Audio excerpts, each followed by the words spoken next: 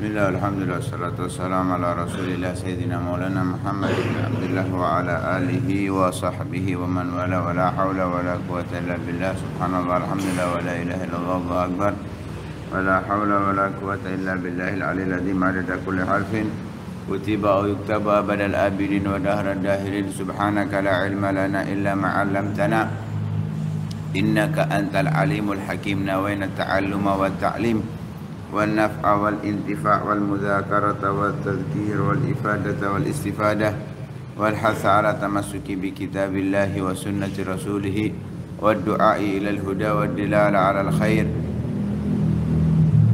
ابتغاء وجه الله ومرضاته وقربه وثوابه سبحانه وتعالى. إلاقته بالخلفاء والأمراء. Hubungan Imam Ali Zainal Abidin dengan para khalifah, pemimpin-pemimpin yang ada di masanya. Sebagaimana diketahui bahwa beliau Imam Ali bin Husain menjalani kehidupannya fokus di dalam ilmu, ibadah, zuhud, dan menjauh dari segala hal yang menimbulkan kedendaman di dalam hatinya, kebencian di dalam hatinya terhadap para pemimpin dan khalifah yang ada di masa itu. Setelah beliau melihat apa yang terjadi di hari Karbala, pembantaian terhadap ayahnya Al-Imam Husain beserta keluarganya yang suci dan para pejuang-pejuang yang mulia. Diceritakan di beberapa pertemuan sebelumnya bagaimana ibadahnya, bagaimana zuhudnya, bagaimana waroknya, yang semestinya saat itu menjadi khalifah adalah beliau nggak menghiraukan. Fokus di dalam ibadah ilmu, keseharian beliau radhiyallahu anhu. Padahal manusiawi, sifat kemanusiaan seseorang akan muncul kedendaman apabila melihat hal yang sangat mengerikan di depan matanya. Al-Imam Husain dibantai, dibunuh, dan kepalanya dibawa kemana-mana. Beliau melihat secara langsung orang tuanya sendiri. Lah, wajar andai beliau itu marah, dendam, wajar sifat manusiawi. Tapi beliau hilangkan, gak peduli dengan hal tersebut. Bahkan beliau menampakkan di masa hidupnya yang penuh berkah itu ridho, puas, pasrah dengan takdir dan ketentuan Allah Subhanahu wa ta'ala. Gak murka, gak marah, gak dendam, biasa. Semua yang terjadi beliau anggap hadza ma qadarallah. Ini sudah ketentuan Allah Subhanahu wa ta'ala. Sehebat apapun orang menghindar gak akan mungkin, dan hal itu sudah terjadi. Gak perlu beliau ratapi, beliau terbawa suasana selalu dan selalu selesaikan. Nah, kalau ada orang-orang sekarang muncul ya mengaku keluarga Nabi misalkan, atau pecinta keluarga Nabi misalkan, merasa murka, marah kepada orang-orang yang membantai itu, seakan-akan masih tersirat kedendaman dalam hatinya. Siapa yang ditiru? Putranya Imam Husain yang justru beliaulah pertama orang yang harus dendam. Beliau enggak dendam, beliau menganggap itu adalah magadar Allah. Sudah ketentuan Allah, Allah tentukan Al-Imam Husain meninggal dalam keadaan syahid, dan itu keberuntungan untuk Imam Husain. Berat ya, berat. Dan ini terjadi kepada sebagian guru-guru kita yang ayahnya diculik dan tidak diketahui tempat meninggalnya kalau memang sudah meninggal sampai detik ini. nggak ada di hatinya kedendaman sama sekali. Dan itu yang diajarkan Rasulullah. Lihat ketika Hindun memerintahkan Wahsy untuk membunuh Sayyidina Hamzah, kemudian dibelah itu tubuhnya Imam Sayyidina Hamzah, diambil jantungnya atau hatinya. Ketika Hindun masuk Islam, ketika Wahsy masuk Islam, apakah Rasulullah dendam kepada mereka? Enggak. Semuanya hilang. Dan itu yang diajarkan. Sehingga cucunya Ali bin Husain melakukan hal yang serupa dengan dilakukan Rasul sallallahu alaihi wasallam. Enggak menyimpan dendam sama sekali kepada orang-orang yang berbuat zalim kepadanya. Menghindar, fokus di dalam ibadah, justru kehidupannya penuh dengan ridha akan takdirnya Allah Subhanahu wa taala. Padahal apa yang beliau saksikan bukan kejadian yang biasa, bukan kejadian yang remeh. Menyangkut nyawa, martabat dan kemuliaan yang ada di depannya dihinakan. Makanya kadang orang nggak ngerti, sok berjuang, sok merasa hebat perjuangannya, padahal jalur yang diajarkan oleh salafun salihun seperti yang diajarkan oleh Imam Ali bin Husain. Lebih jelas lagi akan kita lanjutkan nanti di dalam pembahasan ini, bagaimana perilaku yang cocok untuk zaman sekarang ini.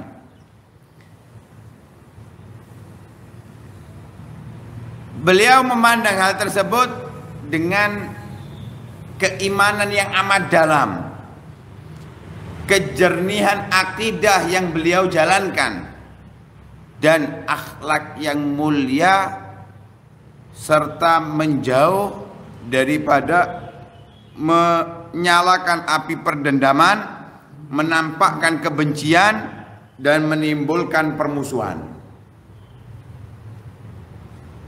Kejadian yang sangat luar biasa di hadapannya. Dengan keimanan yang dalam, akhlak yang mulia, beliau nggak mau memunculkan permusuhan, pertikaian, kedendaman. Lepas semuanya. Sekalipun di dalam hatinya yang terdalam memiliki luka yang sangat besar. Ya, dalam hatinya. Bagaimana tidak, orang tuanya sendiri. Selain orang tuanya, cucunya Rasulullah sallallahu alaihi wasallam. Kalau dipandang dari dua segi ini, segi orang tua kemudian orang yang dicintai oleh Rasulullah,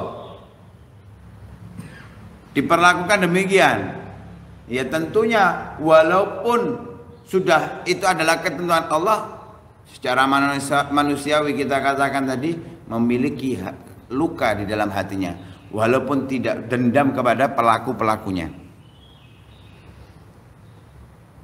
Juga beliau memiliki kesedihan yang sangat tersembunyi, bukan gak sedih. Rasulullah ketika anaknya wafat saja, Ibrahim, Rasulullah mengatakan wa inna li firaqika lamahzunun, dan kami dengan perpisahan kepadamu wahai Ibrahim kami sedih. Padahal meninggal biasa. Rasulullah menampakkan kesedihan dalam hatinya, nggak menutup-menutupi, tetap ada kesedihan. Imam Ali Zainal Abidin juga demikian. Masa wong tuane mati kalau gak sedih, bangga untuk aku mati, kan nggak mungkin, pasti ada kesedihan.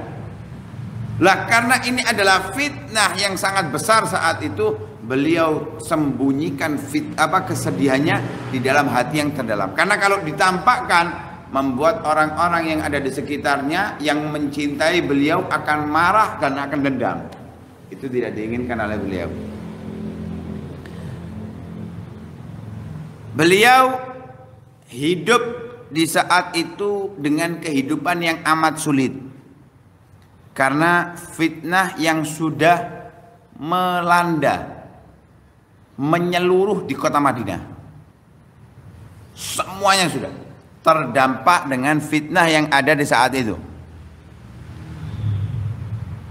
Karena saat itu orang-orang yang ada di Madinah mereka demo ingin revolusi atas kepemimpinan Yazid bin Muawiyah. Mereka ingin revolusi, melihat kekejaman yang dilakukan oleh Yazid bin Muawiyah, ingin merubah keadaannya orang-orang yang ada di kota Madinah. Dan apa yang terjadi setelahnya dari pemboikotan Madinah, pembantaian yang ada di Madinah, dan pertumpahan darah di dalamnya. Ya, karena demo, karena ingin revolusi dari orang-orang Madinah, dari penduduk Madinah. Saat itu Imam Ali Zainal Abidin berada di kota Madinah. Mereka semuanya ingin demo, ingin revolusi atas kepemimpinan Yazid bin Muawiyah yang sangat kejam. Saiki si halus, pembantaiannya halus, pembunuhannya halus. Kalau dulu itu terang-terangan, sepuluh karo PKI loh, hampir gak ada bedanya. Apa kejem?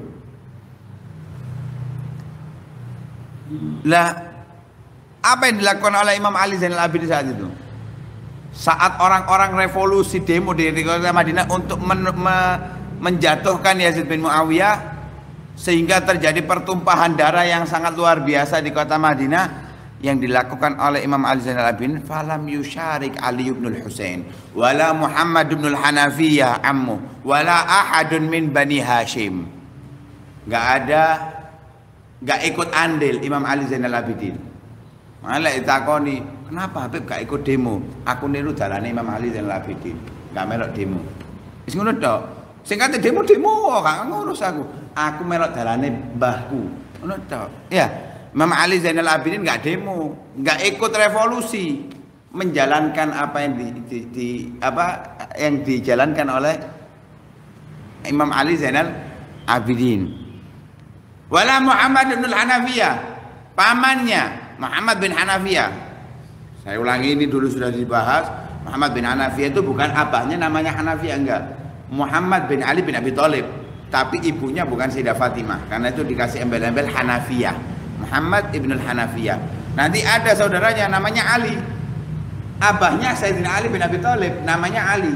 Ali bin Al-Hanafiyah sama. Nanti akan diceritakan tentang hal tersebut. Muhammad bin Hanafiyah nggak ikut. Bani Hashim, keturunan Bani Hashim yang nasabnya sampai kepada Hashim bin Abdi Manaf, tidak ada sama sekali yang ikut di dalam revolusi atau demo yang ada saat itu. Padahal keinginan penduduk Madinah bagus, ya, ingin menjatuhkan Yazid bin Muawiyah yang sangat zalim saat itu. Bagus kan ya, tapi nggak ikut sama sekali dalam masalah pemerintahan. Bahkan Imam Ali Zainal Abidin itu menjaga Marwan bin Hakam. Marwan bin Hakam ini awalnya menjadi seperti wali kota gitulah, yang ada di kota Madinah. Imam Ali Zainal Abidin menjaga Marwan bin Hakam serta keluarga dan barang-barangnya.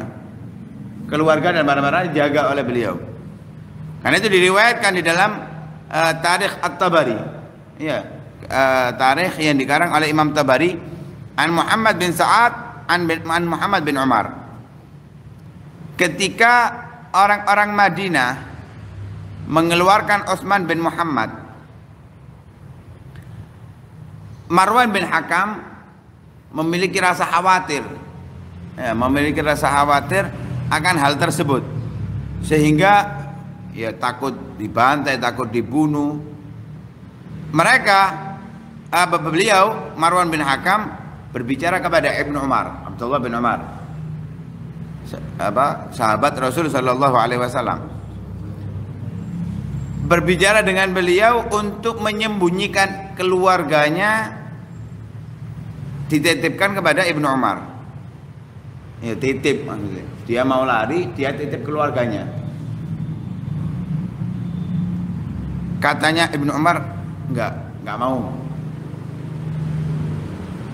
karena beliau ingin selamat, golek aman, ya, mencari aman nggak ikut revolusi tapi nggak mau ikut campur dalam hal tersebut. Akhirnya Marwan bin Hakam datang kepada Ali Zainal Abidin, Ali bin Al-Husain. Katanya Imam Ali, af'al, akan aku lakukan. Akhirnya dibawa istrinya, keluarganya kepada Imam Ali Zainal Abidin oleh Marwan bin Hakam. Setelah itu keluar Imam Ali Zainal Abidin dengan istrinya, dan istrinya, keluarganya Marwan bin Hakam diletakkan di daerah namanya Binaba. Ada riwayat dibawa ke Taif, nggak dibawa ke Binaba, di Taif. Lah setelah itu Imam Ali Zainal Abidin dibawa ke Muslim bin Uqbah. Muslim bin Uqbah ini saat itu menjadi pemimpinnya pasukan yang dikirim oleh Yazid. Pemimpin pasukan yang dikirim oleh Yazid. Muslim bin Uqbah ini sangat kejam.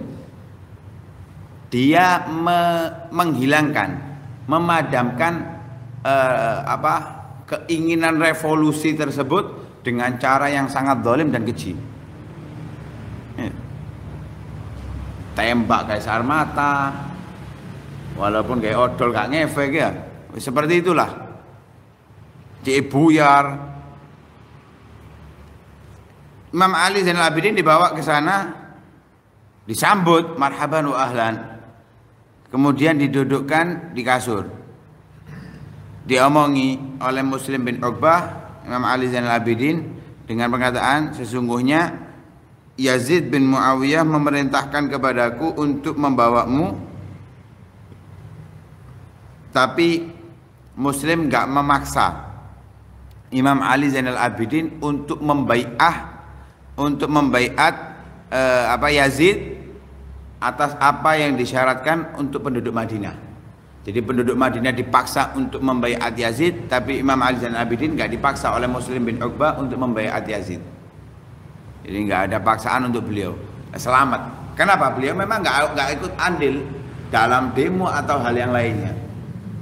Nggak ikut revolusi, nggak ikut yang menyebarkan kebencian, kedengkian, nggak. Diem, bungkam akan hal tersebut, menjalankan aktivitas kehambaannya kepada Allah Subhanahu wa Ta'ala. Ya inilah jalan yang dipilih as-salafun as-salihun, para salaf, orang-orang yang dipilih oleh Allah Subhanahu wa Ta'ala.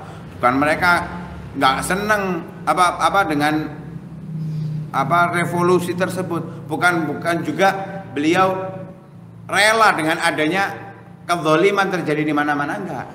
Tapi yang dipilih adalah thariqah as-salamah, jalan yang menyelamatkan keluarganya, anak keturunannya daripada pembantaian yang sama terjadi kepada kakeknya. Bukan berarti yang terbantai seperti Imam Husain salah, enggak. Mereka menjalankan semuanya atas dasar keilmuan, kezuhudan yang mereka jalankan. Diam bukan berarti kalah.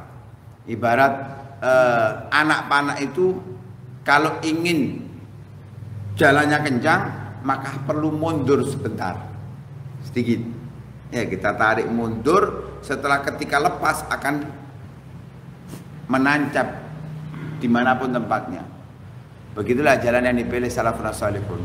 Mundur dulu dari hal-hal seperti ini, tapi ketika waktunya tiba, dilepas, akan sampai kepada yang diinginkan. Itulah jalan yang diajarkan oleh para salafun. Karena itu lihat perjuangan orang-orang terdahulu dari salafun as-salihun yang mengikuti jalannya Imam Ali bin Husain, semuanya sukses. Setelah itu lihat kota Madinah, nggak ada pertumpahan darah, nggak ada pembantaian, nggak ada revolusi, semua berjalan aman. Nggak ada pertumpahan darah lagi sudah. Apa yang dilakukan?